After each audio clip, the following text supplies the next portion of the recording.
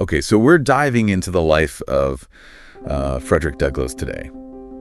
And wow, this biography you dug up, really something. I mean, biographies, sometimes they can be a little, dry.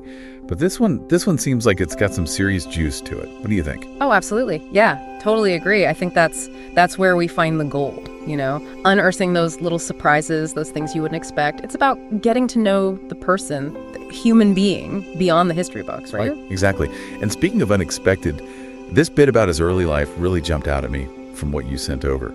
So apparently Douglass, as a young man, had this real passion for shipbuilding. Kind of unexpected, right? I mean, this is a guy who becomes a towering figure in the fight against slavery, a brilliant writer and orator. That is fascinating, isn't it? It makes you think about the world he was born into.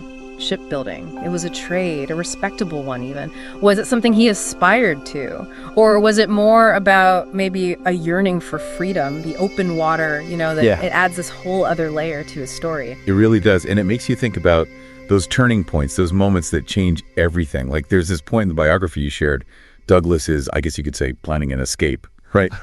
But he backs out at the last minute. What do you make of that? I mean, what if he had gone through with it then? Oh, that's a huge what if, right?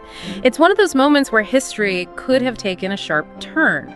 Had he escaped then, who knows if he would have become the Douglass we know? Would he have had the same impact? Would he have even survived? It's impossible to say, but it really underscores how these pivotal moments, often out of our control, shape everything. No doubt. And it makes his courage even more striking, knowing he faced those risks. There's this quote from Douglass that you pulled out, really resonated with me. He said, and I'm paraphrasing here, "I learned more about freedom from being denied it than any book could ever teach." Powerful, right? What do you think he meant by that? That quote, it gets right to the heart of his experience, doesn't it? He's saying that true understanding comes from lived experience, from the struggle. It wasn't just theory for him, freedom. It was visceral. Absolutely, and that comes through in his writing, in his speeches, so powerfully. It's like he's not just talking about freedom, he's embodying it, Exactly, and that's what makes him such an enduring figure even today. His words still resonate, they still have this power to move us, because they're grounded in that lived experience, in that fight. For sure. Thinking about all this, it makes me wonder, we often talk about Douglass as a leader, as this icon, but what about the moments of doubt? Did he ever question his path?